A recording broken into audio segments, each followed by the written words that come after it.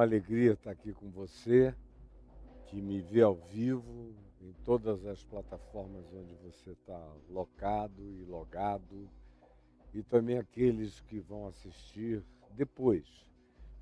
Meu bem-vindo a todos, a todas as pessoas humanas espalhadas pela Terra. Bem-vindas são todas vocês aqui nesse nosso ambiente. E a gente vai começando a sentir cheiro de ceia de Natal, de acontecimentos e de convívio natalino, enfim, coisas desse gênero que vão nos já começando a visitar. As preparações, as comidinhas da época, as compras da época, enfim. São coisas que estão impregnadas na nossa cultura ocidental, cristã. E eu fico muito feliz com a sua presença aqui, de todos quantos têm estado conosco e vão chegando, vão chamando outros, vão superlotando essas plataformas todas, gente boa. Eu estou aqui e continuarei no próximo ano, enfim, nós vamos até o final de Mateus, na exposição, até o final do Evangelho, no capítulo 28. Então, a gente, esse ano que passou, de 23, nós fizemos todo dia, do capítulo 1, chegamos ao capítulo 6, verso 12. Então, você imagina o que a gente tem ainda pela frente, só que a gente vai entrar num monte de outros assuntos e temas e relacionamentos e vínculos. A narrativa dos evangelhos penetra o todo da vida. Guarde isso no seu coração, que as narrativas dos evangelhos penetram, perfazem, pervadem o todo da vida. Tudo se capilariza, dá essa metástase de graça, que vai penetrando em tudo.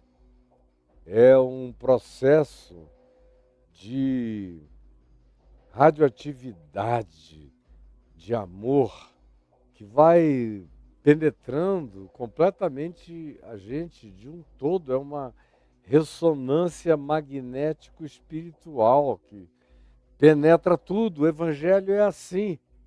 E a leitura e a narrativa dele vão nos colocando cara a cara com todas as circunstâncias com as quais a gente se defronta, se confronta ou é confrontado por elas na existência, na vida. De modo que a aprendizagem da questão da existência que o Evangelho propõe e da resposta à existência, que é uma resposta de vida, que Jesus traz, toca em todas as dimensões da nossa vida hoje. Apesar de que há uma interposição histórica de 2000 anos e que houve um rebatismo temático de uma quantidade infinda de temas, e também, especialmente nos últimos 2 séculos, e não apenas nos últimos 2 séculos, mas de maneira muito especial, agora, no século XXI, houve uma ressignificação gritante, brutal, constante, numa velocidade nunca antes, jamais, nem sequer imaginada por nenhum de nós, como as coisas são postas e repostas e significadas e ressignificadas e requestionadas, mas ainda assim, a gente vê a atualização completa do Evangelho, como ele não fica para trás em nenhuma dimensão. Você pode trazer para mim, pelo menos, qualquer que seja a temática que tenha saído do forno da ciência, ou da geopolítica, ou da sociologia, ou da psicologia, ou de todas as formas de percepção científica aferível. E o Evangelho é absolutamente responsivo e relevante. Porque Jesus é a chave hermenêutica que abre isso tudo. Eu, por exemplo, nunca tive medo de nenhuma questão da vida. Eu nunca fui daqueles que disse, ai meu Deus, eu não posso me expor a isso porque eu posso não ter resposta. Ao contrário, eu me converti no dia 18 de julho de 1973 e no dia 19 eu estava na rua pregando. E no dia 20, mais ainda, e não parei até o dia de hoje. E uma classe de psicologia me chamou para eu ser estudado psicologicamente pela turma. Eu tinha meses de convertido. E eu ia para lá toda quarta-feira e eles me estudavam. Eu virei o guinea pig, o ratinho, o porquinho do laboratório para ser estudado. E me ofereci. No final do ano, nós batizamos 40 daqueles alunos, e inclusive o professor. Maravilhoso, porque eu nunca tive medo, nunca achei que, se o Evangelho de fato era a palavra de Deus pertinente a todas as perspectivas da existência humana, ele não tivesse resposta para tudo, ele não fosse a resposta para tudo. E eu fui me expondo a todas as questões da vida, desde o primeiro dia de fé. Nunca fugi de nenhuma, nunca me escondi de ninguém, ao contrário. Quanto mais diferentes eram os grupos, mais alegre eu ficava com a proposta dos encontros. Teve um tempo, também recém-convertido, em que na minha terra, em Manaus, no Amazonas, tinha um grupo naquele tempo que se reunia num coreto, no centro da cidade, na frente do colégio público estadual, bem no centro da cidade. E tem um coreto lá até o dia de hoje. E eles se reuniam ali aos sábados. Eram chamados de os ecologistas ébrios. Era um pessoal que queria cuidar da natureza, mas tomavam uma cachaça. Então eles enchiam a cara de cachaça, se reuniam ali, cada um filosofava para lá e para cá. E eu estava começando na televisão e no rádio. Meses depois da minha conversão, eu comecei a receber os primeiros convites e falar e me manifestar. E eles me convidaram. E lá fui eu, primeira vez, um sábado de manhã. E me deram a palavra. Eu falei sobre ecologia e a ressurreição de Jesus. Nunca mais vou esquecer da temática. E como ela foi própria, adequada, pertinente, inquestionavelmente adequada, esperançosa e cheia de graça. E eu vi um pessoal ali com os olhos já com a vermelhidão da cachaça ou de qualquer outra bebida que tivessem tomado, começarem a se encher de lágrimas em volta daquele coreto. No final da manhã eu estava orando com uma quantidade enorme de pessoas. E assim em qualquer outro ambiente, nos centros espíritas, onde eu fui convidado a falar, nas paróquias católicas, nos ambientes dos antigos cursilhos da Igreja Católica, em todos os lugares onde você queira. As mães e pais de santo que viram que tinha uma coisa diferente em mim e que eu amava o Evangelho de Jesus e tinha convicção a respeito disso, mas que não tinha nenhuma intolerância, nem preconceito, nem supremacismo de nenhuma natureza no meu coração. Ao contrário, que eu me irmanava, me solidarizava, me aproximava com o coração completamente livre de qualquer um, em qualquer lugar. E fui acolhido e respeitado, mesmo tantas vezes, especialmente no início da caminhada de fé, onde você se sente obrigado a fazer, eu me senti, pelo menos, naquele tempo, mais do que hoje, obrigado a afirmar com alguma clareza distintiva as perspectivas daquilo que estava sendo a minha compreensão do Evangelho, e nem sempre, ou na maioria das vezes, elas não eram coincidentes com as crenças daqueles que estavam me ouvindo, mas eu buscava dizer isso com todo amor, respeito, carinho, doçura, humanidade, reverência, de modo que, apesar do eventual contraditório, as pessoas acolhiam porque sentiam que havia amor. E o amor é irresistível. Ele pode carregar até o conteúdo do que o outro diz. Não é exatamente assim que eu penso, vejo ou que eu fui instruído, mas a pessoa não resiste quando percebe o significado da sinceridade exposta e real do conteúdo de uma declaração sincera em amor. E tem sido assim até o dia de hoje. Claro que quanto mais a idade, o tempo foi passando, você vai amadurecendo. Eu, pelo menos, fui tirando uma quantidade enorme de coisas da minha necessidade argumentativa. E quanto mais o tempo passa, mais singelo o Evangelho fica na minha boca. Mais você vê o que não tem importância nenhuma e joga fora. Mais você tira a apologia de qualquer que seja a sua fala. Como o meu filho mais velho, há um tempo atrás, me disse, o Ciro, ele disse, quanto mais velho você vai ficando, pai, menos argumento você precisa.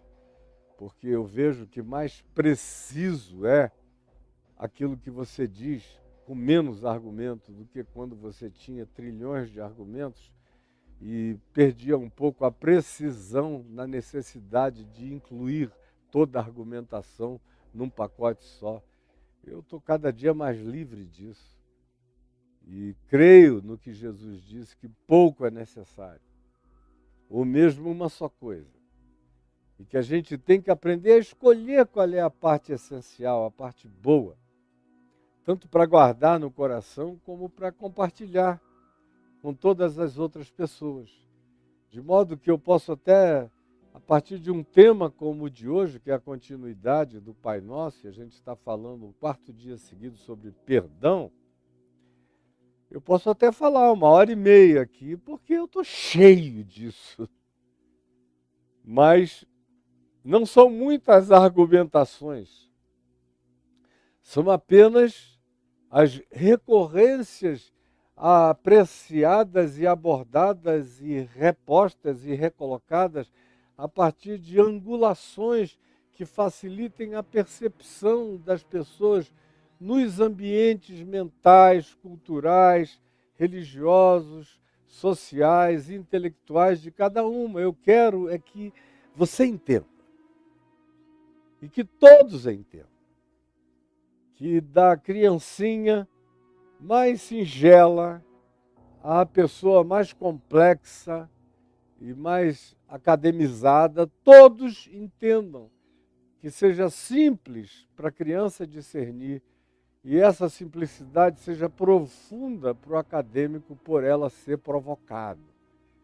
E não apenas pensar, mas também receber a graça de sentir pensando e de pensar sentindo. Esse é o meu desejo, é a minha oração, é nesse espírito que eu me aproximo de você, aqui, agora, já e sempre, pedindo a Ti, Senhor Jesus, que essa palavra encontre agasalho, encontre um chão fértil, com humus, com umidade, com humildade ensinável e com aquele humor do amor que não briga contra a verdade, mas dá razão a Deus com toda alegria, sabendo que Jesus é a alegria dos seres humanos. Jesus é a alegria dos homens.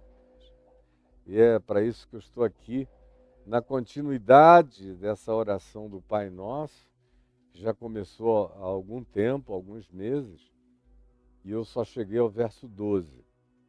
Não vou fazer nenhuma repetição das coisas que eu tenho todo dia revisto para dar uma atualizada. O que eu peço é que você não se contente em ter caído hoje aqui pela primeira vez de paraquedas. Está tudo gravado para trás. E, por exemplo, na plataforma, aquela onde a gente tuba as coisas e deixa lá, tudo fica na ordem. Você pode achar mensagens do Caio em Mateus, na sequência. Está separado, desde Mateus capítulo 1, verso 1, para você ir assistindo e ficando grávido. A gente está no Natal e uma das principais linguagens e imagens e eu diria que arquétipos do Natal tem a ver com a gravidez. A gravidez da Virgem. A gravidez daquele ambiente que não tinha ainda sido penetrado. Como pode ser a gravidez do seu coração, ainda não penetrado pelo Evangelho, sendo penetrado pela graça de Deus em Cristo agora, pelo que é divino que está sendo engendrado em você, que está sendo concebido em você. E essa linguagem da gravidez, que é uma linguagem natalina vinculada ao nascimento de Jesus, a gravidez e a concepção de Cristo por Maria, é algo que a gente vê repetido, por exemplo, na linguagem do apóstolo Paulo. O apóstolo Paulo fala, escrevendo aos Gálatas, por exemplo, como ele sofria como uma parturiente, até que Cristo fosse formado nas pessoas. E há uma experiência de toda mulher que já ficou grávida e que deu à luz. É o processo inteiro da gravidez, não é um processo necessariamente satisfeitamente tranquilo e aliviadamente tranquilo. As mulheres sabem disso, as que são mães. E as que não sendo mães têm um pouco de intuição e sensibilidade, sabem disso. Eu que sou homem, sei disso. E acompanhei isso de perto como pai, como progenitor, assistindo, de fato, envolvido no processo visceralmente, como se grávido também fosse eu. Eu me engravidei da gravidez de todos os meus filhos, dos que ficaram grávidos pela minha intervenção biológica e dos que eu já recebi grandes, mas que eu me abri para deixá-los serem engravidados e o meu coração ser engravidados pela existência deles. Que é como acontece quando a gente vai incluindo pessoas no nosso amor paterno ou materno na vida, no curso da existência. Então, essa não é uma experiência sem dores. Ela já chega trazendo alguns inchaços. É uma presença nova, alienígena dentro da gente.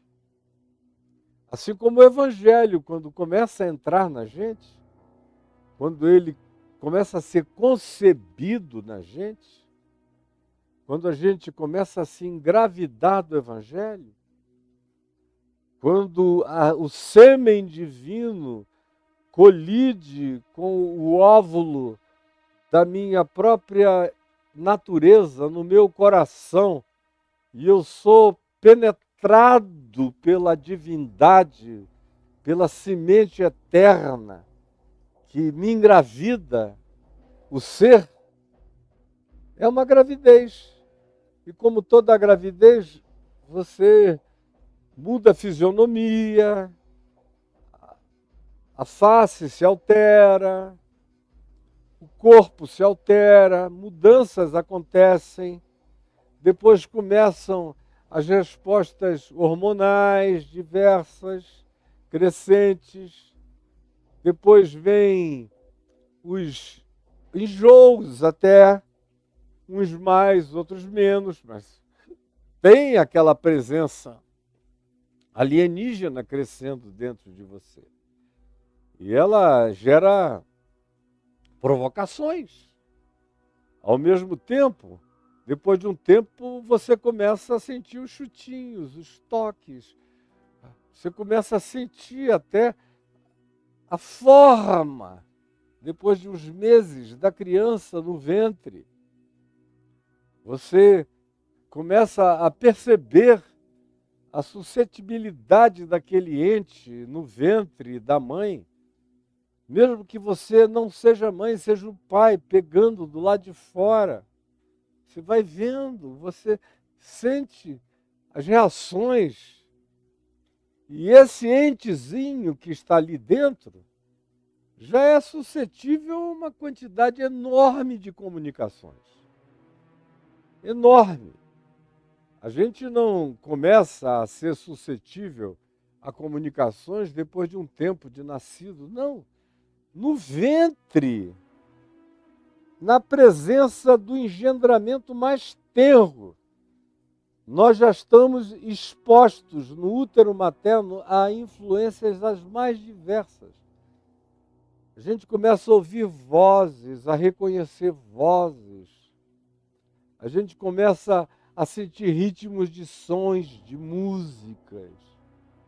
A gente começa a se habituar à melodia vocal da mãe, ao que se cantarola, aos lullabies que são cantados nos nossos embalos, enquanto a gente está no ventre.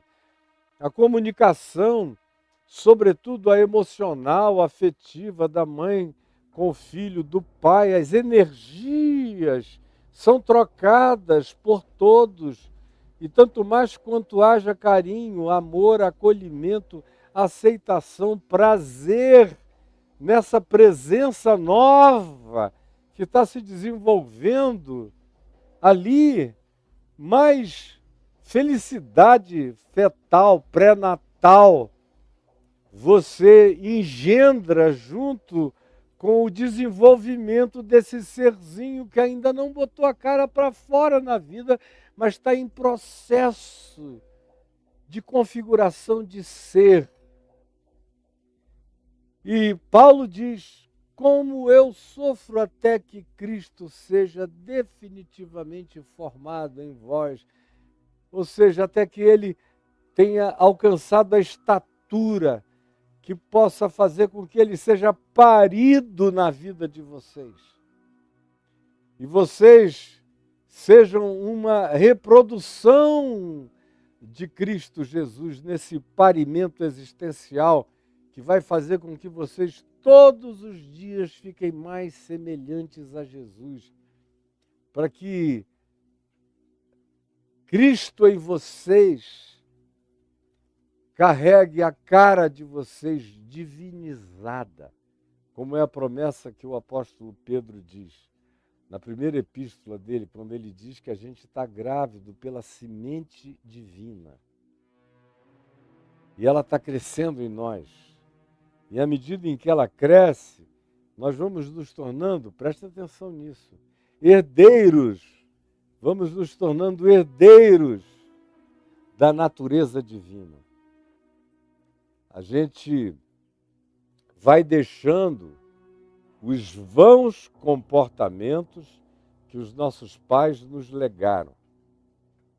Os vãos comportamentos que os nossos pais nos legaram. Essa herança acumulada de DNA, de cultura parental, de equívocos, de formação mental, intelectual, espiritual, psíquica dos nossos predecessores, as manias, os cultos ao equívoco que as nossas famílias praticam e praticaram, quando o Evangelho de Jesus vai sendo engendrado na gente e Cristo vai sendo concebido em nós, nesse genuíno, único e verdadeiro Natal, cuja data é apenas existencial e não é marcada em nenhum calendário do lado de fora, ela acontece do lado de dentro, em nós, até aquele ponto em que a gente é parido, a gente é trazido à luz, com lucidez, com consciência, a gente começa a se ver em Cristo, a gente começa a ser uma resposta na história das visibilizações dos significados. A nossa realidade em Cristo começa a ser assistida por outros. E aí começa essa jornada que não pode e não precisa ter fim, mas ela é a conjunção, de acordo com o apóstolo Pedro, do encontro da semente divina entrando e penetrando a nossa natureza humana e fazendo com que o divino vá crescendo em nós à medida em que a gente vá deixando também os vãos comportamentos que são herança, que os nossos pais nos legaram. É o que diz o apóstolo Pedro. Eu acho linda essa definição de natureza natalina, existencial, espiritual, do que pode ser o Natal da gravidez de cada um de nós em Cristo Jesus. Agora, a razão pela qual eu estou aqui todo dia, pegando a semente divina e semeando, porque eu sou um jogador de sêmen de Deus, de semente. Sêmen é o que dá origem à palavra semente na nossa língua. É sêmen.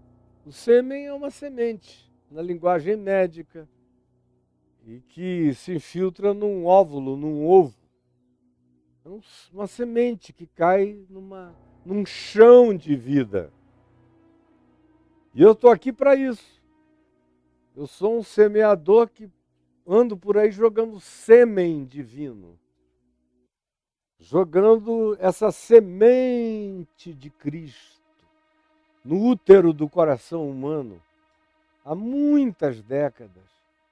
E tenho alegria e farei isso até o meu último suspiro nesse mundo, porque não tem para mim privilégio maior do que esse. E a semente que eu continuo a compartilhar no dia de hoje é aquela que ontem eu disse que é essencial, sem a qual a gente não começa nada. Ela habita o gênesis do nosso ser espiritual, que tem a ver com perdão. Sem perdão não tem nada que comece na minha vida indicando a gravidez de Cristo em mim. Primeiro, eu preciso ganhar consciência de que eu preciso de perdão. O cara que diz, não, eu não tenho por que precisar de perdão porque eu sou um cara perfeito. Aí Jesus disse, realmente você não precisa de mim. Você é perfeito. E os sãos não precisam de médicos. E sim os doentes. Eu não vim para esses que se dizem ou se pensam sãos. Eu vim para aqueles que se dizem carentes e necessitados. O meu chamado é esse. Vinde a mim, todos vós os que estáis cansados, carentes, necessitados, angustiados, aflitos, e eu vos aliviarei. Aí vocês vão aprender de mim, vão ter prazer em mim, porque o meu jugo é suave, os meus mandamentos não são penosos, meu jugo é suave, o meu fardo é leve, leve, leve, leve, é amor, é graça, é perdão e é misericórdia. Vocês vão experimentar essa nova vida.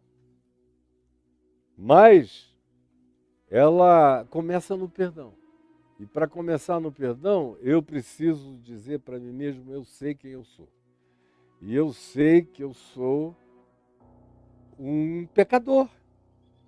Eu peco por palavras, eu peco por obras, eu peco por ações, eu peco por pensamentos, eu peco por sentimentos, por emoções, eu peco por todo tipo e natureza de ação ou omissão da minha parte. Eu peco.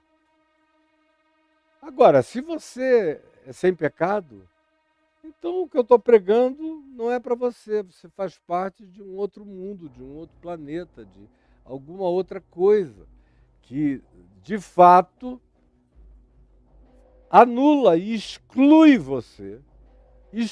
você da necessidade de Deus e coloca você numa situação horrorosa. Porque o cara que chega e diz, eu não preciso de Deus na vida, vire-se a si próprio do jeito que queira. E é trágica a sua situação, é tenebrosa. Mas, meu Deus, é sua escolha, sua opção. Tem gente que olha e diz, não, eu não preciso de Deus, eu já ouvi tanto isso. Eu estou tão bem que nem de Deus eu preciso. Então, cara, está resolvido. E a viva com as consequências. Assuma isso para você mesmo. E não fique dodói disso, nem daquilo, nem reclame, nem pergunte, nem faça nada. Afinal de contas, você tem que aprender a viver com as consequências e chega. No entanto, Jesus disse, eu não vim para esses. Havia alguns em volta dele que diziam, não. Quando eu imolo o meu sacrifício no templo, a minha ovelha, o meu cordeiro, o meu carneiro, o meu pombinho, ou dou o meu dízimo, eu resolvi tudo. Eu não preciso do que tu estás dizendo.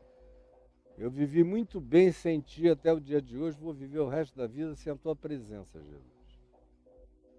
Ele não insistiu com ninguém. Agora, ele não faltou a ninguém que tenha reconhecido que a presença dele trazia algo que faltava completamente no coração, na vida e na existência daquela pessoa. Para esses, ele diz, foi que eu vim.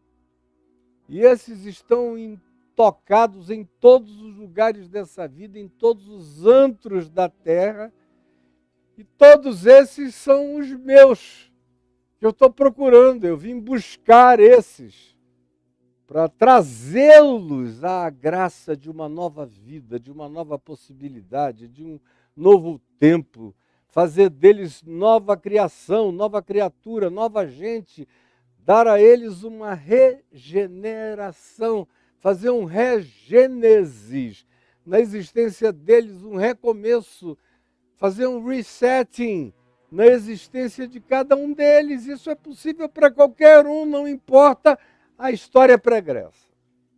Mas tem que começar com a admissão da necessidade de perdão. Se o cara não tiver e não fizer a admissão da necessidade de perdão, não pode começar nada.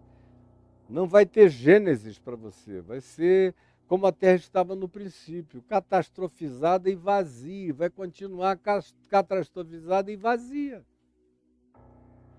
Tem que haver um reconhecimento de que o Estado não é um Estado ideal, que a gente está precisando de uma intervenção do Criador da vida da gente.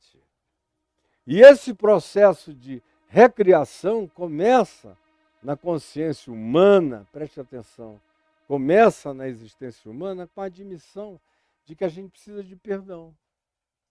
A gente precisa de perdão de Deus, a gente precisa perdoar a si mesmo, a gente precisa, eventualmente, do perdão do próximo, a gente precisa perdoar o próximo, a gente precisa perdoar o mundo, a gente precisa deixar de fazer transferências culposas da nossa infelicidade, seja ela de que natureza seja, para quem quer que fora de nós seja a pessoa ou o ente de absorção transferente da nossa covardia que não quer se enxergar e projeta tudo para um outro. A gente precisa chegar e dizer, não, eu sou a pessoa que precisa. Eis-me aqui, como Maria disse ao anjo Gabriel. Eis-me aqui, cumpra-se em mim conforme a vontade divina. Eu preciso, mais do que preciso, eu quero. Eu quero essa gravidez divina em mim. Agora, para isso começar, a fecundação, a ambientação, a fertilização só vai acontecer no útero da consciência de si mesmo. Quando eu percebo que eu sou uma pessoa que preciso dessa visitação sublime, divina no meu ser, na minha vida, que eu preciso do engendramento divino para vencer a minha vã natureza, os legados da minha absorção adoecida na vida. Eu preciso que Cristo viva e nasça em mim, e cresça em mim, e se desenvolva em mim. E como eu disse, o caminho começa com o perdão.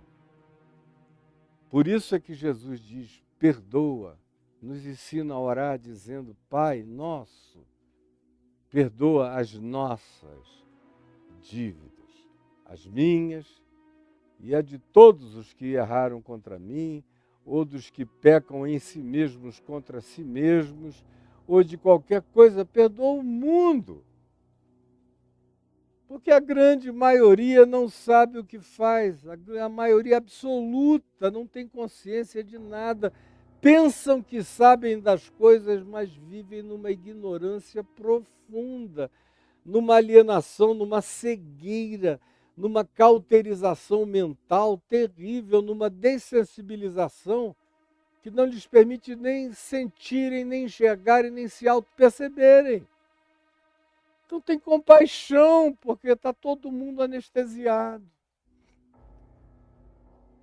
A gente vive, na maior parte das vezes, como zumbi, sem nenhuma sensibilidade.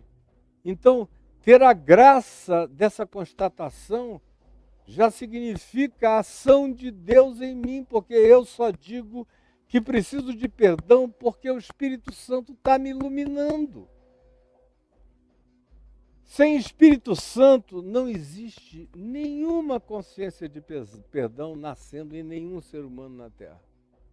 Mas quando você ouvir dizer de um cara que nunca ouviu falar da mensagem de Jesus ou do Evangelho, em alguma ilha remota ou longínqua do planeta, mas que vive como aquela pessoa que se sabe incompleta, se sabe imperfeita, se sabe carente, se sabe com necessidade de crescimento, se sabe como alguém que precisa buscar desenvolvimento, que necessita se harmonizar com as pessoas, com a esposa, com o marido, com os filhos, com a parentela, com a tribo, com a sociedade, nos vínculos humanos, que busca, no que depende dela própria, um viver de paz e de harmonia com todas as pessoas. Ou seja, quanto mais a pessoa se sabe necessitada, melhor ela se torna. Quanto menos ela admite a sua necessidade, mais monstruosa ela fica, mais dessensibilizada ela vive, ela existe. De modo que a palavra adequada não é nem caracterizada pelo termo vida ou vive. Não, é uma existência, não se pode ainda designar como uma vida. A vida carrega a qualidade do significado da compreensão do eterno. Isso, a definição de vida segundo Jesus, segundo o Evangelho. Agora, foi por isso que Jesus disse, quando chamou um determinado homem para segui-lo, um jovem, e a gente depreende que é um jovem por causa da resposta que a pessoa deu, Jesus olhou para ele e viu o potencial do cara. Aí falou, vem e segue-me. Aí ele disse, ó Senhor, deixa-me primeiro sepultar meu pai. Não significava que o pai dele estava endifuntado em casa, ou que estivesse moribundo para morrer no dia seguinte, ou que já estivesse morto, não. O que ele estava dizendo é, enquanto meu pai estiver vivo, eu não posso te seguir. Aí a resposta de Jesus para ele é chocante. Jesus enuncia com aquela resposta um princípio que Paulo depois vai se apropriar dele e difundi-lo enormemente. O que é que Jesus disse ao rapaz? Jesus disse: filho, deixa os mortos sepultarem os seus próprios mortos. Quanto a ti, vem comigo e anuncia o reino de Deus, que é a gravidez da vida presente aqui entre vocês, a presença do Emanuel, da gravidez divina, Deus conosco. Vem comigo. Mas não se tem nenhuma resposta do resultado disso. Paulo se apropria disso e diz que todos nós, diz em Efésios, no capítulo 2, todos nós estávamos mortos nos nossos delitos e pecados, nos quais nós andávamos outrora, nós e o mundo inteiro, segundo o curso deste mundo.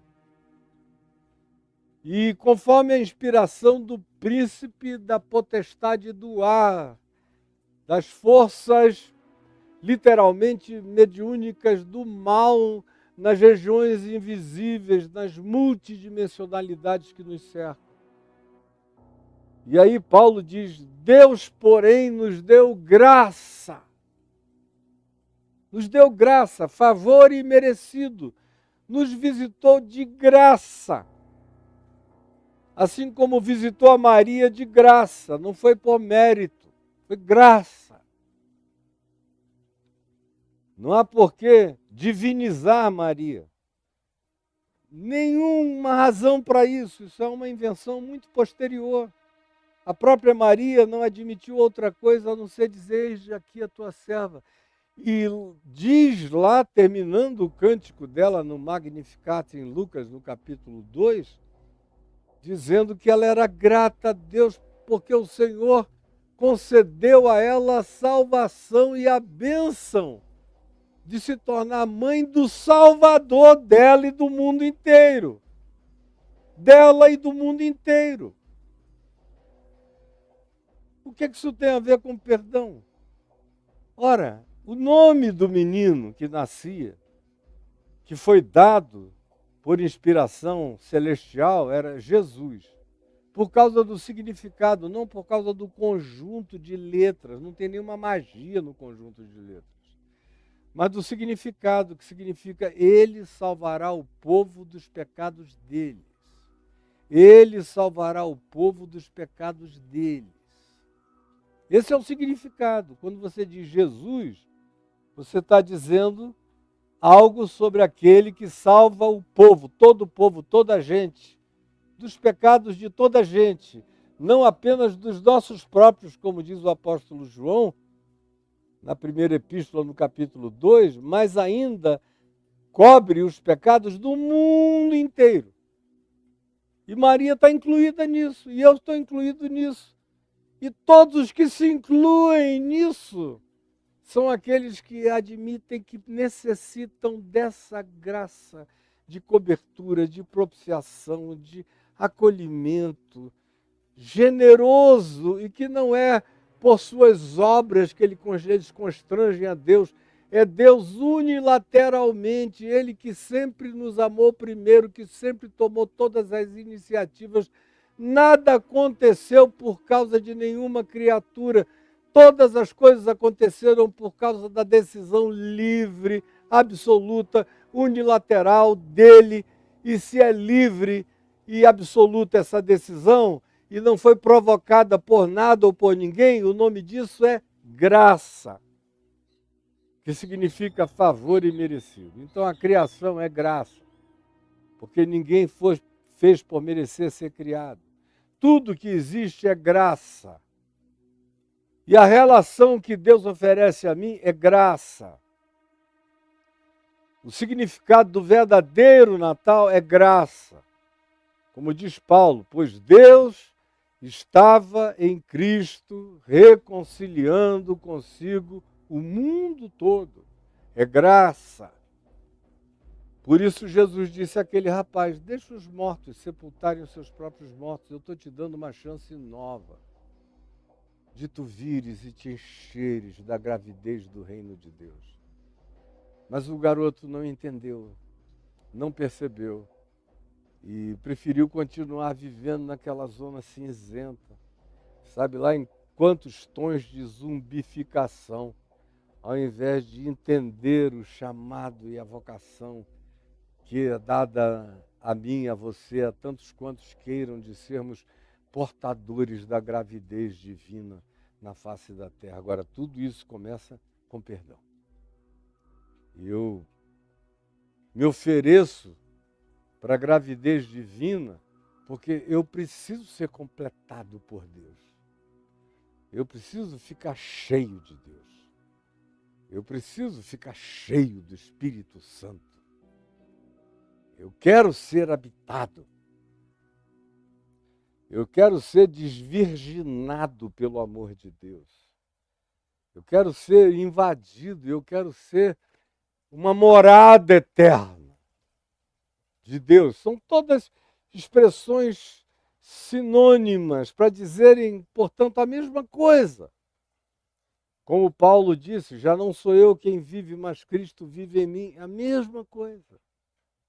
Começa tudo com essa consciência de perdão. Perdoa, Pai nosso, as nossas dívidas, todas elas, assim como nós temos perdoado aos nossos devedores, assim como.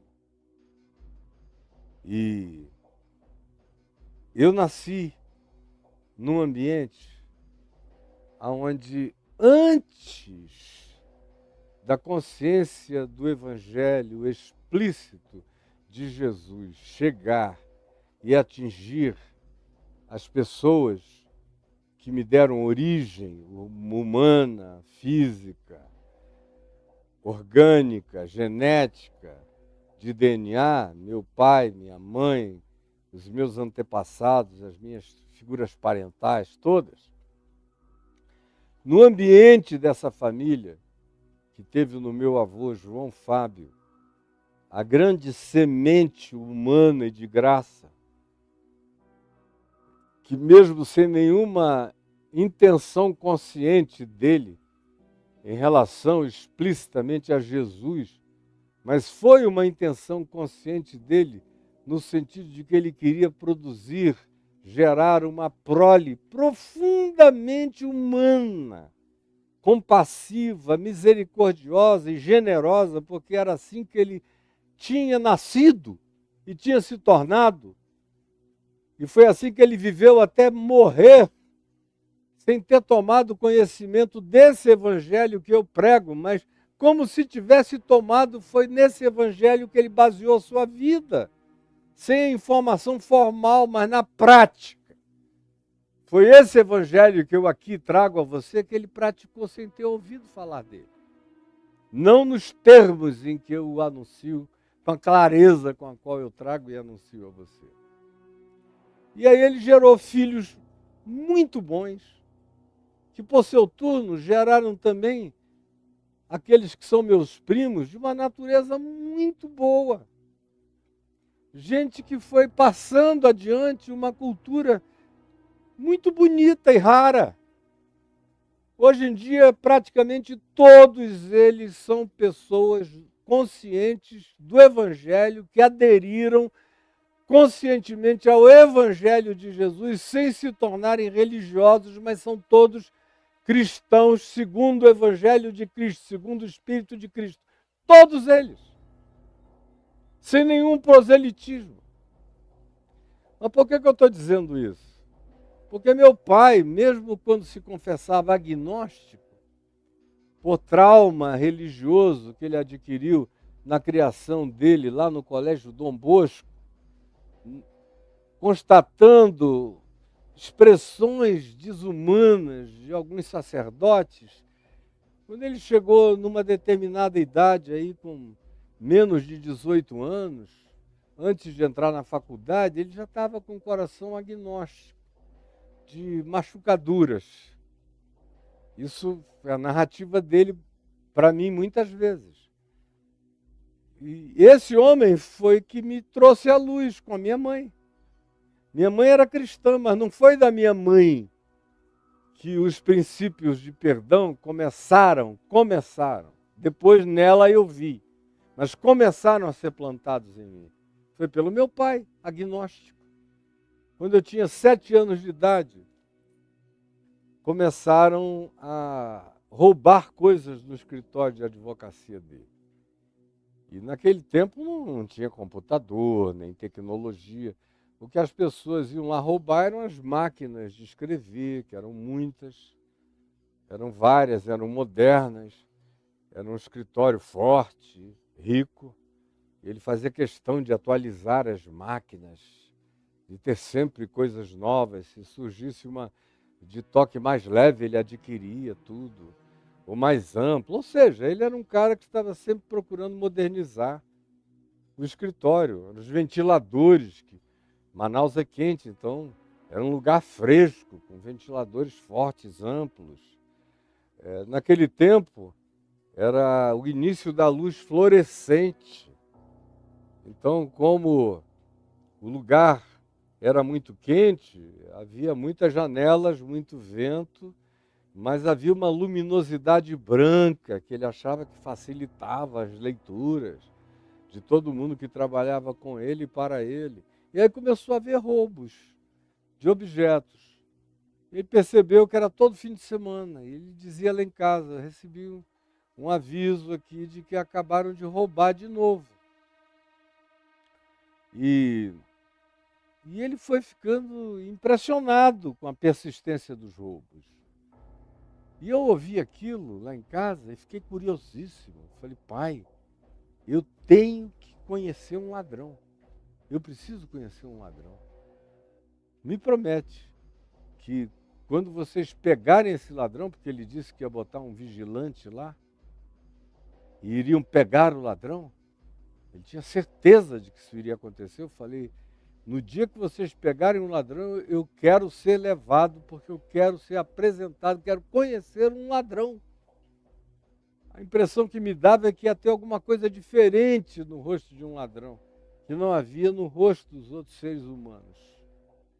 E ele confiava, nós tínhamos uma relação tão diferente, ele confiava tanto em mim, ele me contava já, aos 7 anos de idade, alguns segredos, que ele dizia, isso que eu estou te contando, você vai ficar guardado, não vai falar nem com a sua mãe, até que eu te autorize. E não foram poucas as vezes em que ele me chamava para tomar um banho com ele, a gente estava ali tomando banho, se ensaboando, no chuveiro, conversando, e ele me contava uma coisa séria. E dizia, você pode guardar isso como um homem de verdade guarda? E eu dizia, posso, pai. Disse, mas você vai guardar e não vai falar nem para sua mãe até que eu lhe autorize. Ele estava o tempo todo me forjando, me adestrando, me configurando, me formatando, me treinando para a vida. E eu guardava. Teve algumas coisas que ele foi dizer, sabe aquilo que eu te contei há alguns anos? Agora pode falar para sua mãe. E a minha mãe dizia, você guardou isso esses anos todos, Caio Fábio? Eu digo, ele pediu para eu guardar, eu guardei. Mas agora ele disse que eu posso te contar, eu estou contando.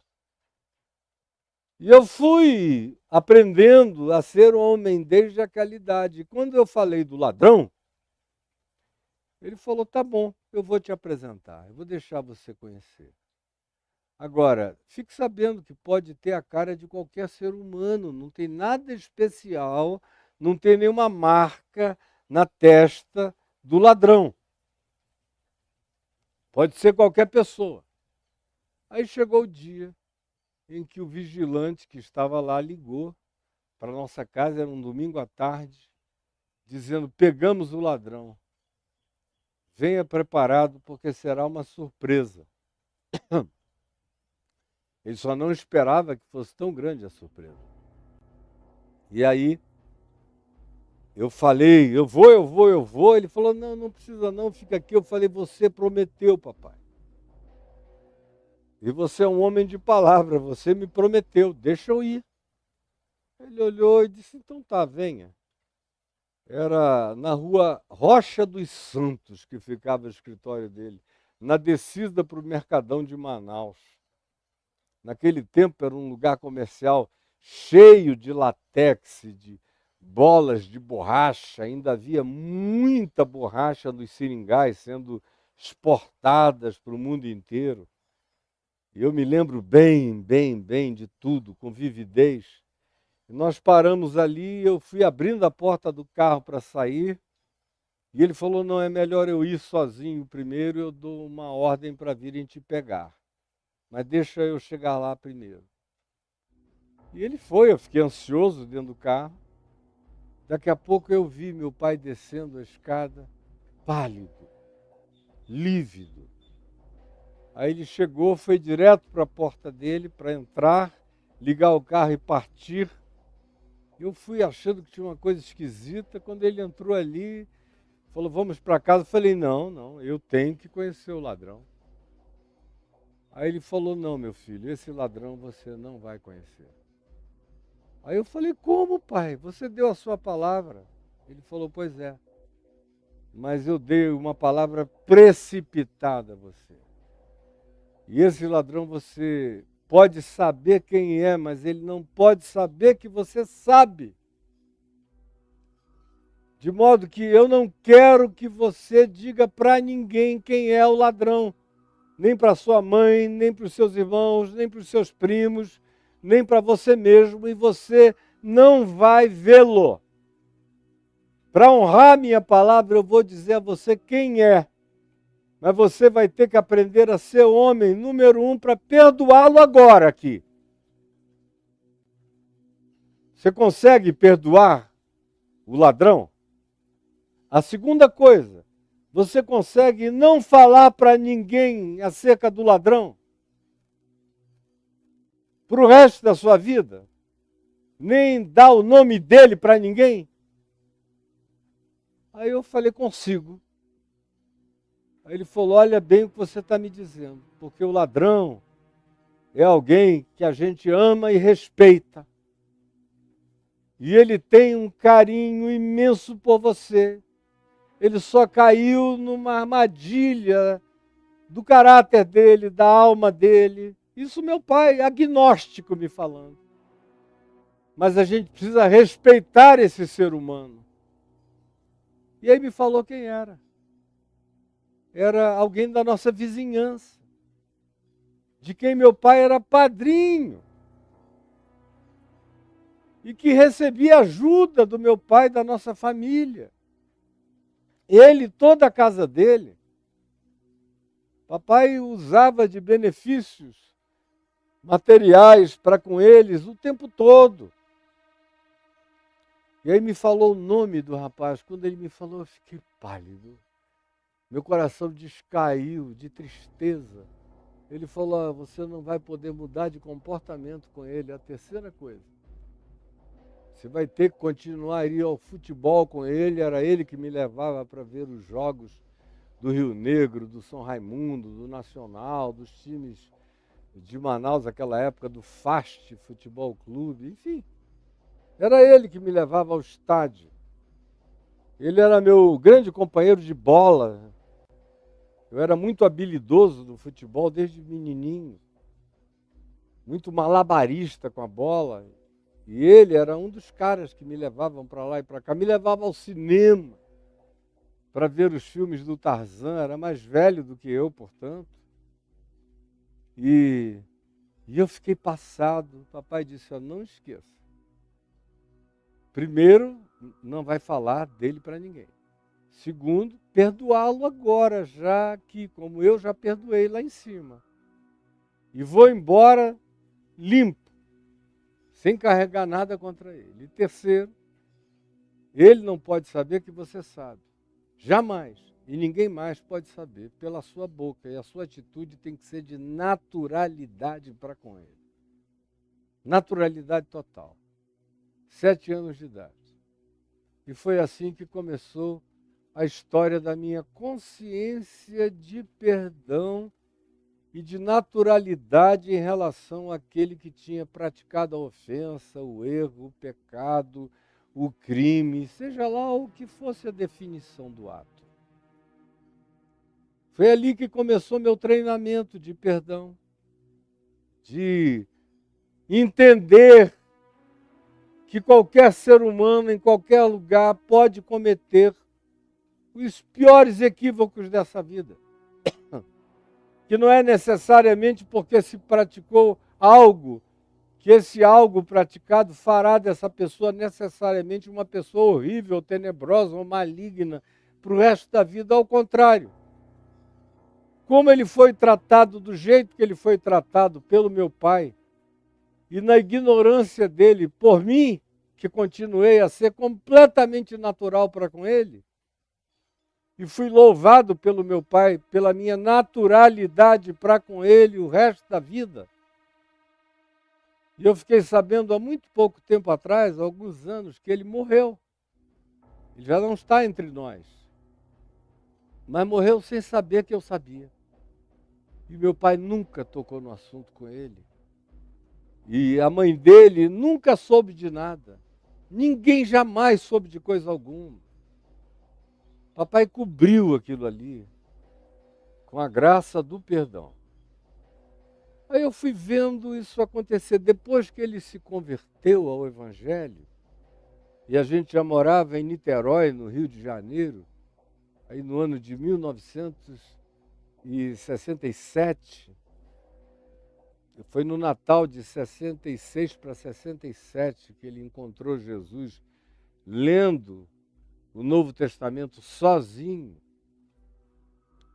E numa experiência maravilhosa de nascimento de Cristo no coração dele, de genuíno Natal espiritual no ser dele e de toda a nossa família. Primeiro ato foi um ato de perdão, porque ele tinha sido traído por 8 inimigos,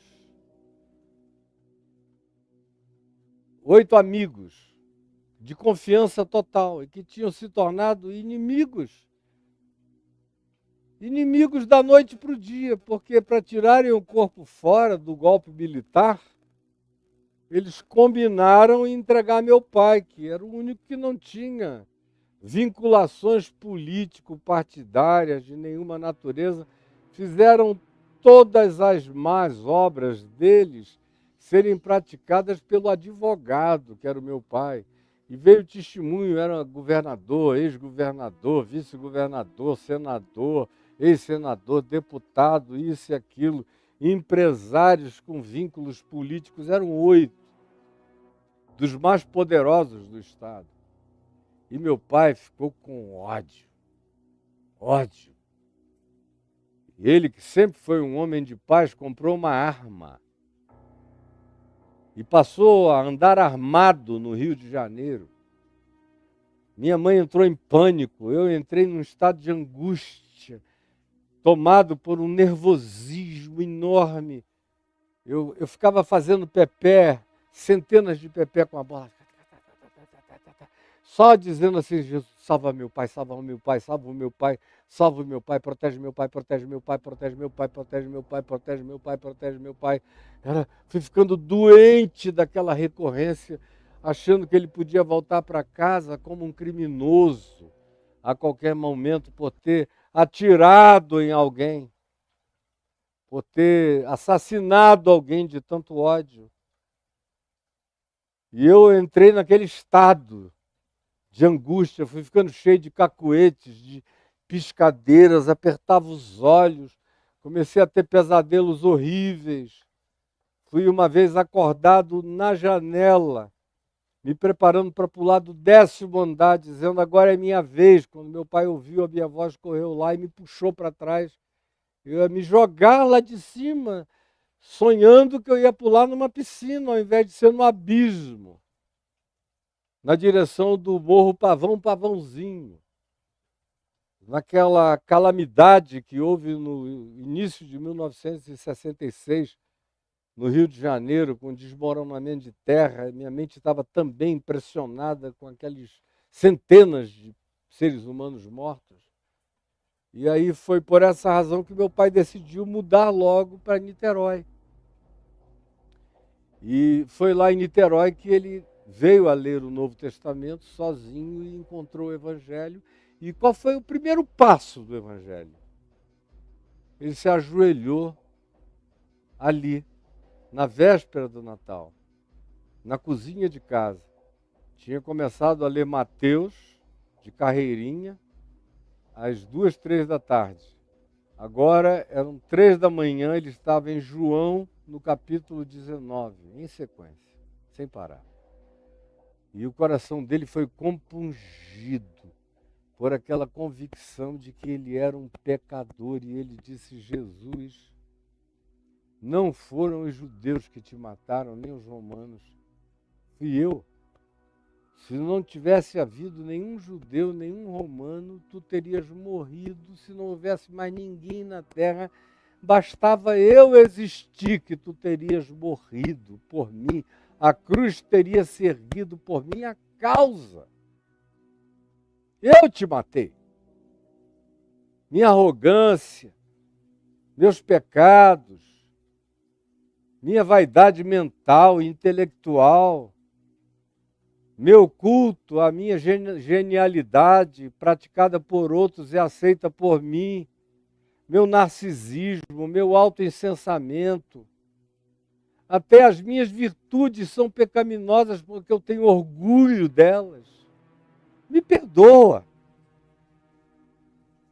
Me perdoa. E ele disse que ouviu aquela voz estrondosa no coração dele. E tu perdoas os teus inimigos? Aí ele de novo: me perdoa, Jesus. E a voz dentro dele estremecendo: e tu perdoas os teus inimigos? E outra vez ele: Senhor, me perdoa, me perdoa, me perdoa. E a voz disse: tu perdoas os teus inimigos?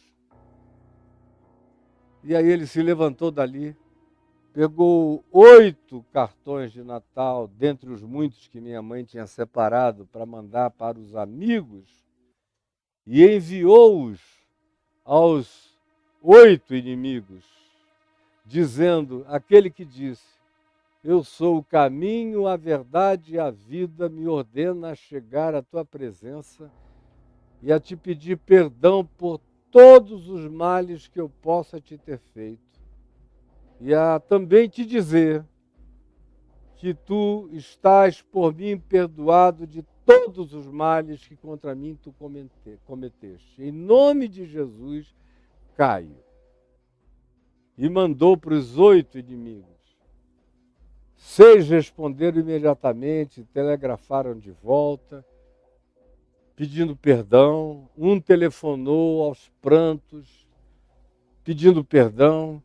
E um, muito diferente e arrogante, disse que homem que era homem não se retratava, que aquilo era covardia e que ele não tinha do que pedir perdão. E nem queria perdoar ninguém. Mas para o meu pai estava tudo lindo e ótimo. Ele levitou daquele dia em diante, nunca mais pisou no chão da mediocridade na face da terra. Andou no caminho do perdão acima do terra a terra, do pó a pó, da existência pueril que a maioria dos humanos vive, comendo poeira de ódio no chão da terra. Não, ele passou sobranceiramente dali para frente até o final da sua existência no tempo presente, até entrar pelos portais eternos. E aí o perdão, a gente já começou vendo iniciar a fé a partir do signo da graça, do perdão. E aí tinha um outro perdão, muito expressivo. Ele passou a praticar isso em tudo. Foi também por causa do perdão que ele parou de advogar. Por descobrir, ele não perdia nunca. E depois ele disse: eu não perdia nenhuma causa jamais, porque eu era um mentiroso de uma capacidade, de uma ardilosidade, de uma manipulação extraordinária. Escrevia peças perfeitas, a argumentação era irrebatível, mas o pressuposto muitas vezes era uma criação minha que os juízes nem percebiam. E eu decidi que eu não ia mentir mais para advogar a causa de ninguém. E houve muitos clientes que ficaram com ódio de mim. Porque eu dizia, dá para ganhar a sua causa sem mentir, mas os caras queriam me contratar pela grande elaboração da mentira, queria acachapar o adversário deles. Mais do que justiça, eles queriam era vingança.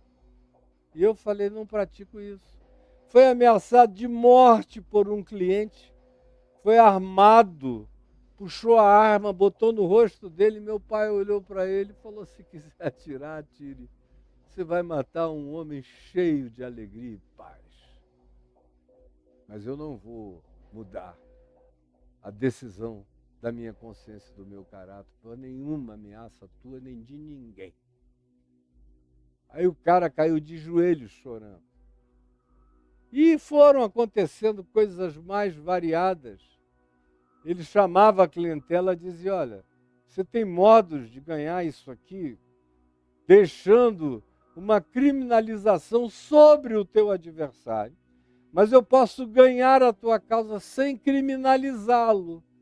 E eu queria te propor isso, que você aceitasse a vitória da justiça em seu favor, mas sem necessidade de criminalizar o seu adversário legal. E aí alguns lutavam, e ele fazia um esforço de convencimento e convencia na maioria das vezes, mas foi ficando chocado de ver que as pessoas queriam mais vingança que justiça. Até que chegou uma hora que a consciência dele no Evangelho tinha se expandido tanto que não dava mais para ele nem negociar isso. E ele preferiu fazer uma escolha radical, sobre a qual já falei várias vezes. Não é o caso de repetir aqui e agora. Aí eu fui embora, eu vivi tudo que se podia viver numa câmara de lapso compresso de tempo, enfiei experiências after experiences, uma depois da outra, todo dia.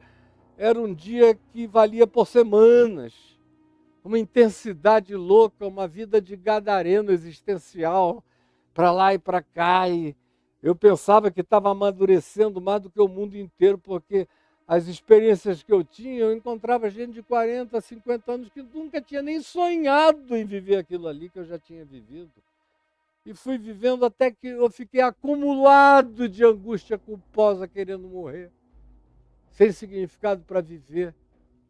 E comecei a minha vida de fé na experiência do perdão, acolhendo o perdão de Deus para mim, me batizando sozinho no igarapé, na floresta, me jogando para trás, em nome de Jesus, me levantando novo, ressuscitado, convicto de que eu tinha deixado o velho Caio, o velho Adão, o velho ser humano, que etariamente ainda era jovem, mas na acumulação do pecado perverso, praticado com uma avidez, como quem estivesse correndo contra o tempo, como quem inconscientemente soubesse que os seus dias estavam contados e queria experimentar tudo aquilo numa acumulação horrível de transgressão. A convicção imediata que me veio é que eu tinha deixado tudo aquilo para trás, que eu estava me levantando novo, perdoado. E fui acusado, inclusive, por demônios, em possessões demoníacas, como eu já contei. Não uma vez só, várias vezes. De demônios, como daquela menina do bairro de São Francisco. Foi a primeira a dizer, desgraçado, eu te conheci. Tu eras meu, eu te conheci no Rio de Janeiro, tu eras meu, eu te perdi. E eu falei, tu és mentiroso e pai da mentira, mas estás falando a verdade. Eu fui teu, mas tu me perdeste para sempre. A constatação do meu perdão foi confessada até por principados e potestades, e eu vivi sem culpa o resto da vida.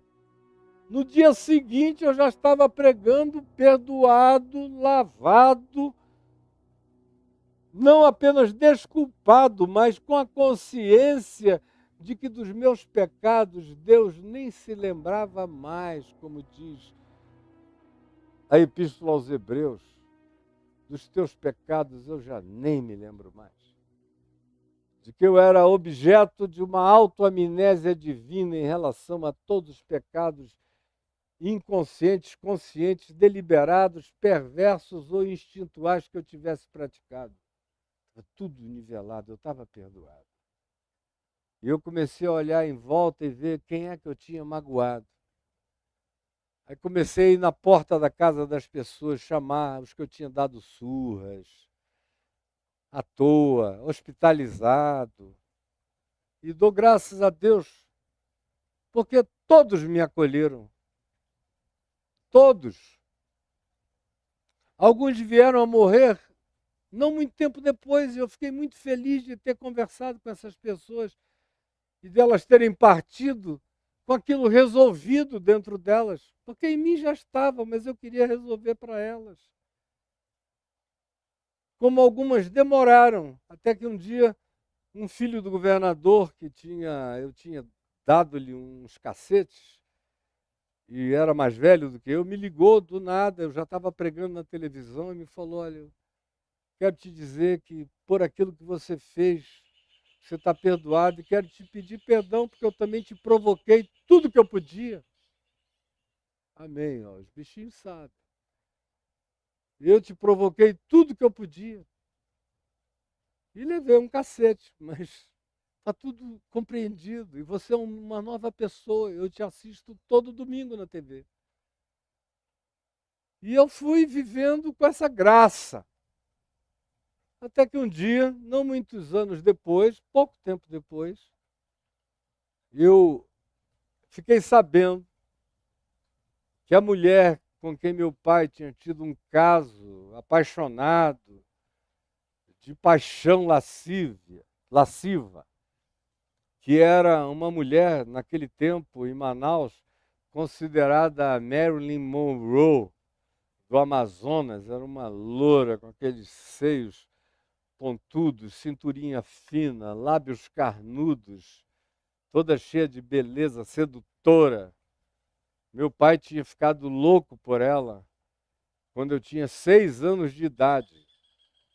E apesar da minha mãe ser uma mulher santa, linda, querida e amada, não dava para ela concorrer com aquela sensualidade toda com aquela Marilyn Monroe. Quando eu tinha 7 anos, meu pai tinha tanta certeza da minha discrição que um dia ele me levou à casa dela, sem dizer: olha, essa aqui é a casa da minha amante, mas eu era muito esperto. E ele me deixou do lado de fora, conversando com as filhas dela, brincando com as garotas que tinham a minha idade. Eu já fiquei de olho numa lourinha, eu já tinha sido inaugurado sexualmente há 2 anos pela babá do meu irmão, eu era tudo, menos inocente. Já tinha um olhar muito, muito, muito matreiro e safado nessa área. E aí eu falei: tá ele lá, pegando a mulher lá dentro. Aí depois veio ela, eu falei: meu Deus, como é que minha mãe vai concorrer com um negócio desse? Com uma serpente sinuosa e gostosa desse tipo. Foi o meu pensamento como um garoto de 7 anos que já tinha sido catapultado muito para além da sua idade, especialmente na percepção da sexualidade.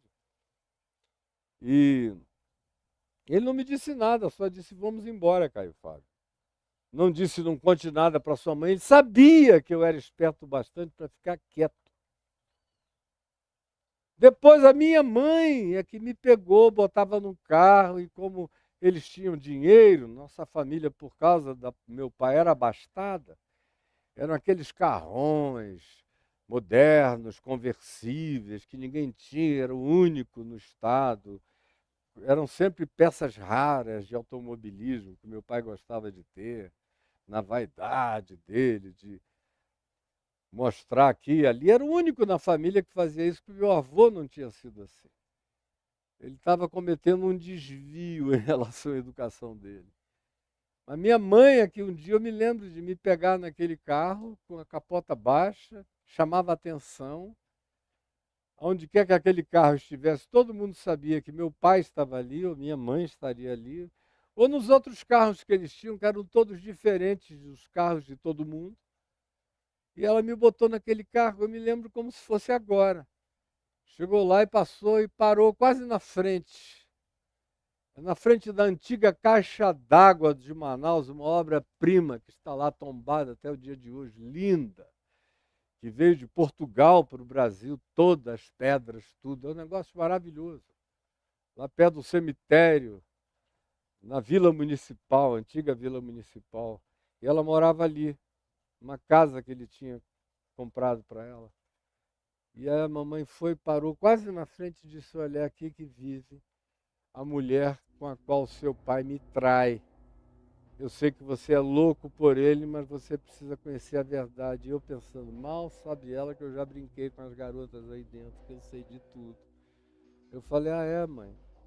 Ah, você não está surpreso? Eu falei, não, eu só estou triste, né? Triste. Porque ele não precisava fazer nada disso com você. E quase que eu disse a ele, nem você comigo, de me trazer aqui para pegar uma criança de 7 anos e jogar nessa. Mas é que eu não me sentia uma criança. Então, eu só achei que era inadequado de todos os lados e da parte dela também. Pois bem, quando nós mudamos para o Rio por causa do golpe militar, em 64, a história do perdão continuou a nos perseguir. Meu pai se converteu por causa do perdão. Perdoa as nossas dívidas, assim como nós perdoamos os nossos devedores. E o próximo passo foi ela perdoar meu pai. Vocês sabem como é difícil. Uma mulher que foi traída de maneira pública, papai foi se tornando meio cínico em relação a isso. Ele botava aquele carrão com a capota baixa, uma cidade de 250 mil, 300 mil pessoas no máximo, onde ele era percebido onde quer que fosse, e botava aquela loura deslumbrante, gostosa e sedutora do lado dele, passeava, ia para todos os lugares públicos, era uma exposição terrível, e ela sofreu muito, as pessoas são perversas. Aí ligavam para ela, dizendo, olha, teu marido está com aquela mulher no lugar assim, no sítio tal, no evento tal, na festa tal, em todos os lugares. E alimentavam a alma dela com aquilo. É gente muito ruinzinha que tem para todo lado, em nome da amizade. Praticam coisas dessa natureza. Em nome de, se fosse eu, gostaria de saber também. Aí vão envenenando a alma do outro desnecessariamente. E minha mãe foi ficando totalmente cheia de radioatividade, de raiva, de ódio, de ressentimento. E mesmo depois da conversão dele, ela carregava ainda. Naquele tempo não tinha divórcio. Ela, no início, chegou a pedir separação. Mas não adiantava nada. A mulher se separava do homem e virava uma mulher desquitada. Ou seja, ela não podia casar de novo, não podia coisa nenhuma, ela só separava o corpo. Mas continuava a viver na mesma situação, não tinha divórcio no Brasil, não tinha a libertação do divórcio. E ela chegou, depois de um tempo, a admitir, se você quiser se separar, eu aceito a separação. Porque eu sei que você nunca deixará de ser um bom pai para os nossos filhos. E eu particularmente sabia que não iria mudar nada com ele, porque ele era visceralmente paternal. E não haveria ninguém que o afastasse de nós, como filhos, e da responsabilidade dele como homem na família. Mas foi depois da conversão dele que ela teve que perdoá-lo conscientemente. E veio a fazê-lo. E ela diz que a verdadeira lua de mel deles, eles vieram a praticar depois da conversão do meu pai, não foi nem lá atrás, quando eles, jovens, tinham se conhecido. Foi depois da conversão dele. Depois que ela o perdoou e o acolheu e o colocou para dentro dela com a aceitação da pessoa dele, perdoada em Cristo e por ela. Então eu venho de uma casa onde sem perdão nada teria acontecido. Aí depois de alguns anos, a gente já de volta a Manaus, eu já tinha vivido os anos da minha intensa vida separada de Deus e da família e de todo mundo, e vivendo no Rio de Janeiro, provocando inconsciente e inconsequentemente a existência dezenas de vezes por dia. Eu estou vivo aqui porque Deus decidiu me manter vivo, mas eu provoquei a morte com vara curta de todas as formas possíveis. Ontem, inclusive, eu fiz uma falinha de 1 minuto e meio sobre isso, sobre inconsequência, como eu provoquei a vida com milhões de inconsequências. Eu era para ter sido tragado há muito tempo atrás, mas foi pura misericórdia de Deus que me preservou. Pois bem, eu agora já convertido há 2 ou 3 anos, fiquei sabendo que essa moça, portanto, era uma coisa que tinha de afastamento entre o meu pai e ela serem amantes, e agora a minha conversão, já 8 anos tinham se passado, do término até a minha conversão. Um período curto de tempo. E aí eu soube que ela estava morando numa rua, numa avenida assim em Manaus, e que ela tinha um salão de beleza na frente da casa dela, que era um salão das mulheres granfinas da cidade. E aí eu peguei minha moto ou meu carro, não me lembro como é que eu estava me mobilizando naquele dia, e fui lá, e parei na porta da casa dela. E ela me conhecia, claro, eu estava na televisão todo domingo, nos jornais, falando nos rádios. E quando eu entrei, eu vi as mulheres todas frisarem. Todo mundo naquele tempo com aquelas coisas enormes, pareciam uns extraterrestres para secar o cabelo. Hoje em dia nem existe mais isso. O pessoal das antigas lembra como é que era. Aquele monte de capacetões na cabeça das mulheres, elas ficavam ali dentro. Era muito estranho e engraçado. E eu entrei no salão, ela lá no fundo do salão ficou pálida, as outras mulheres frisadas. E ela veio andando na minha direção e falou: "Você só está aqui porque você não sabe quem eu sou." Aí eu disse: "Não, eu estou aqui justamente porque eu sei quem você é. E eu estou aqui porque eu quis vir aqui te encontrar." Ela: "Mas o que é que você quer comigo?" Eu falei: "A gente não precisa tratar disso em público. Vamos para um canto mais reservado, porque tem a ver com você e com meu pai." Aí nós saímos e ela começou a chorar e falou: "O que é que você quer comigo?" "O quê?" Eu falei: "Nada, eu só quero tirar o estigma de sobre você. Da amante, da Marilyn Monroe, sedutora, perversa. Eu só quero que você saiba que do meu coração você é uma mulher nova, perdoada, lavada e purificada pelo sangue de Cristo em mim. Não tenho nada, nenhum ressentimento contra você. E eu queria levar você à igreja onde eu prego, que é a igreja onde meu pai é pastor."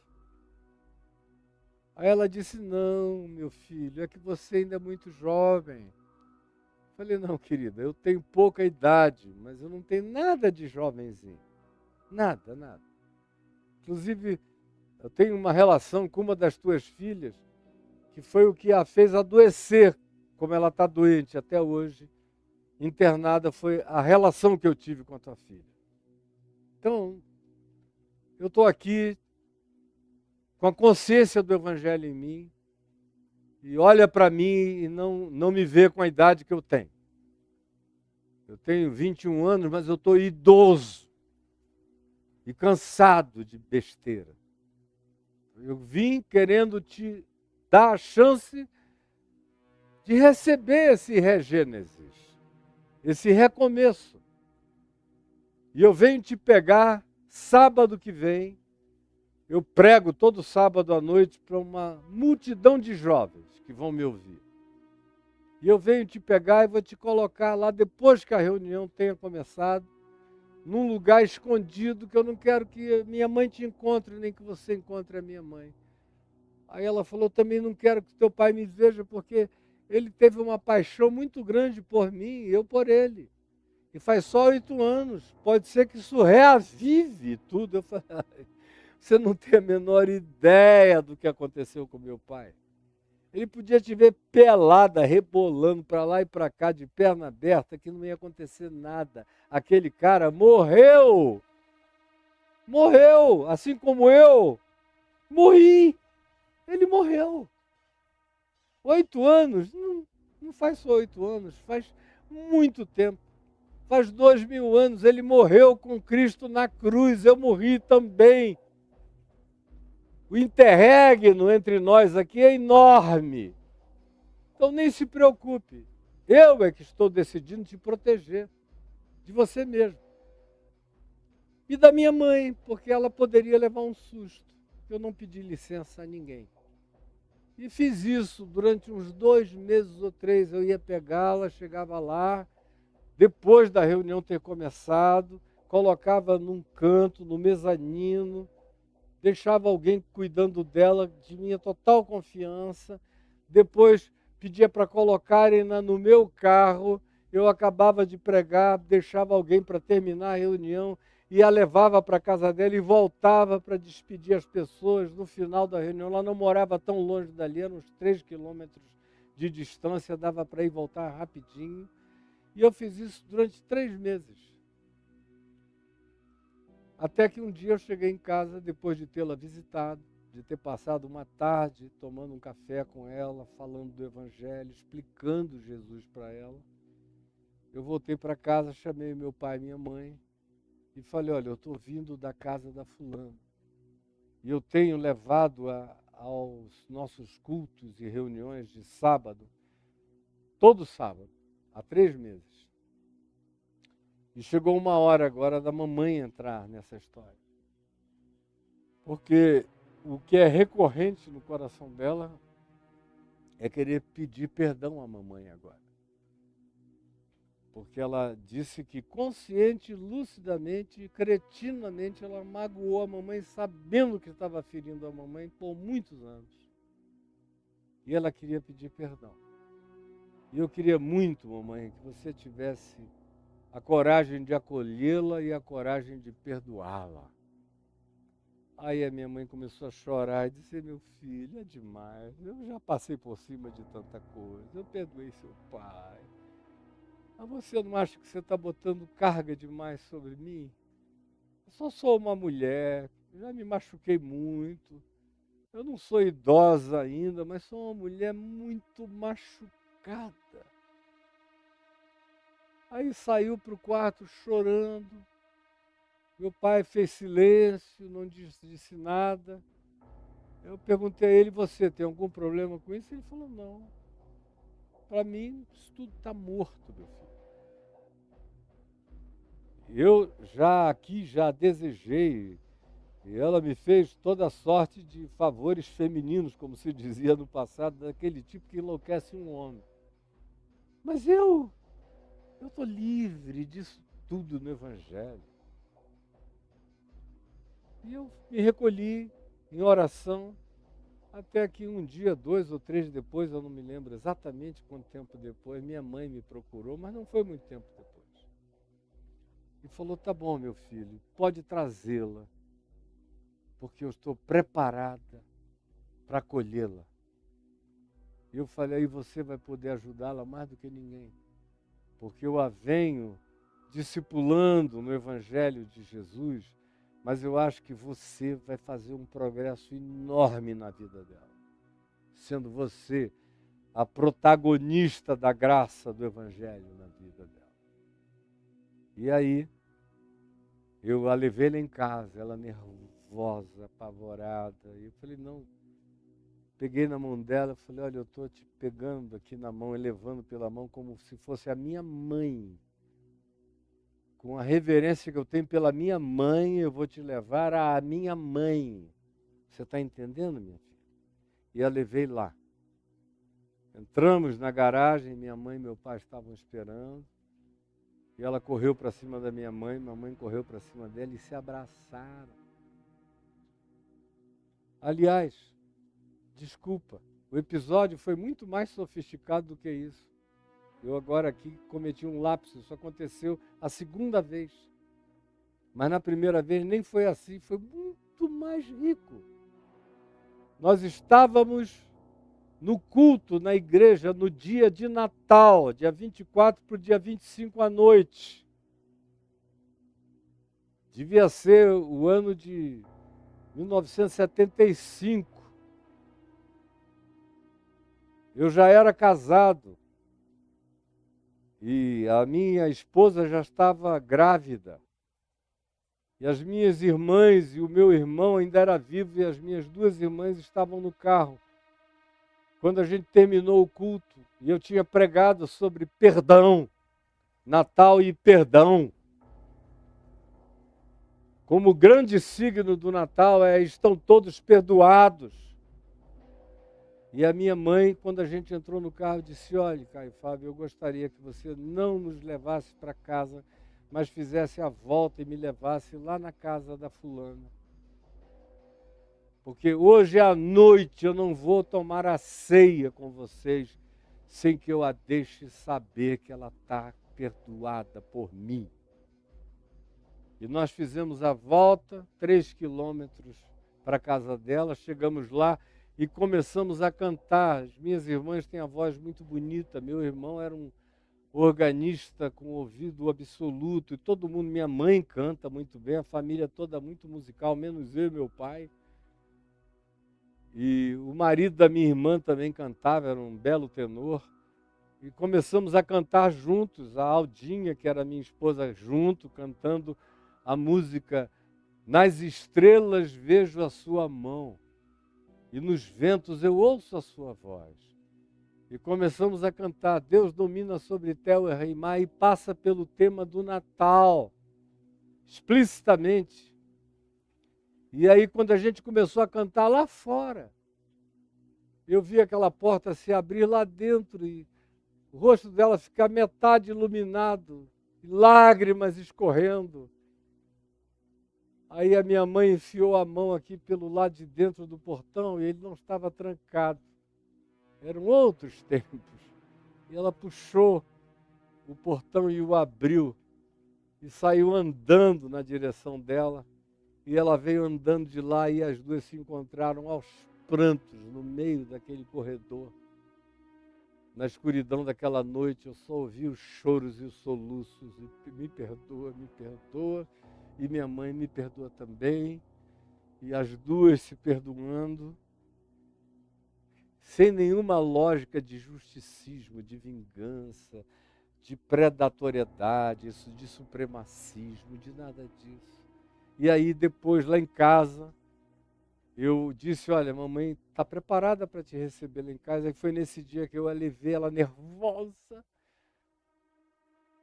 Parecia que na outra noite tinha sido sob a luz da lua e agora ia ser sob a luz do sol, que eu a estava levando com a clareza de tudo. E ela nervosa, falou, eu estou te pegando na mão como se fosse a minha mãe. E a levei. Outra vez, as duas se abraçaram.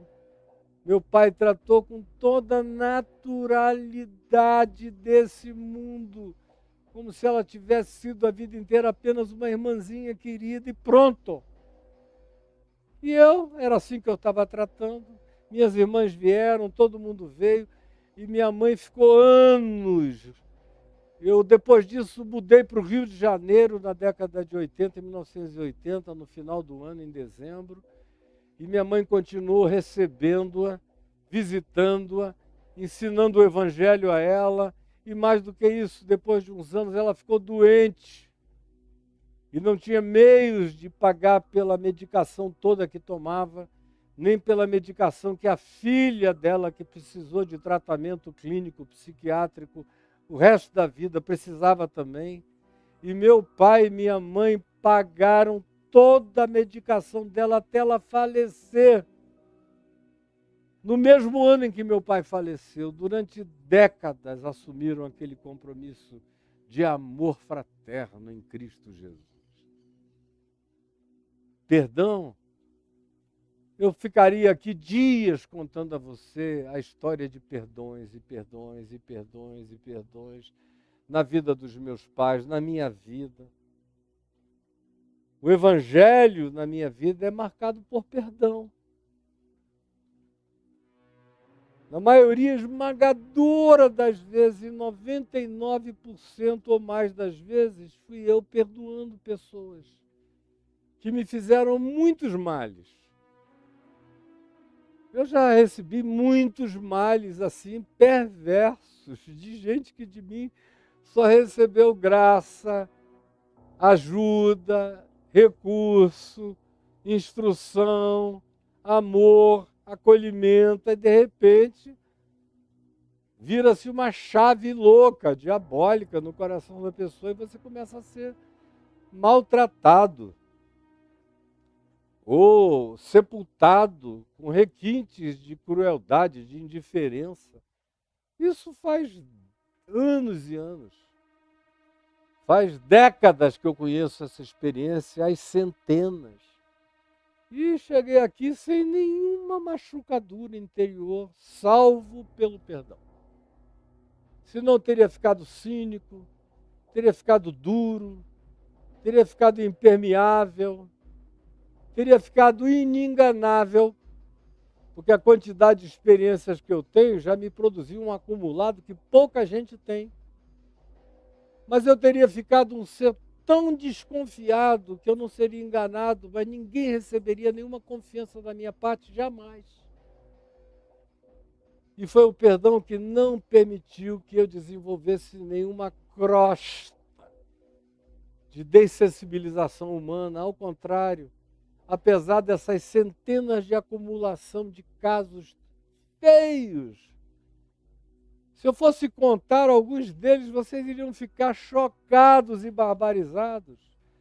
Mas foi o perdão como prática, como certeza de que ele faz parte da pedra fundamental do Evangelho na minha vida e na vida de qualquer pessoa, que me trouxe e me salvou até o dia de hoje. Senão a acumulação disso teria me matado há muitos anos. Há muitos anos eu teria sido morto pela acumulação dessas centenas de experiências malvadas. Então hoje, conquanto eu pudesse falar muitas outras coisas sobre perdão, do ponto de vista da conceituação dele nos Evangelhos, no Novo Testamento, a significação teológica e psicológica do bem que o perdão produz, eu disse ontem que eu ficaria aqui hoje e escolhia contar no lugar disso algumas histórias. E pelo tempo, essas foram as duas únicas que eu consegui contar. E eu espero, no entanto, que pela graça de Deus isso tenha chegado com poder na sua vida. E eu peço agora a Ti, Jesus. Peço a Ti, Jesus, que realizaste pelo Espírito Santo toda essa graça linda da mensagem do Evangelho, do Natal do perdão de Cristo no coração do meu pai, da minha mãe, no meu coração, no coração da nossa família, de modo que nós já tivemos tantas outras coisas, já passamos por cima de tantas calamidades, como a minha irmã Aninha passou por cima de calamidades terríveis, e nós todos com ela. como a minha irmã Sueli passou, e nós todos com ela, e todos nós juntos passamos por tudo juntos por causa do teu perdão. Te agradeço pelo teu perdão na vida da minha mulher, por ela também ter e praticar a consciência de que sem perdão ninguém dá um passo sequer na luz e na tua presença. E eu te peço que essa mesma graça que nos tem alcançado, alcance a vida de muita gente agora, hoje, nesse instante, e tantos quantos venham a ver e ouvir. É o que eu te imploro de todo o meu coração, em nome de Jesus. Amém e amém.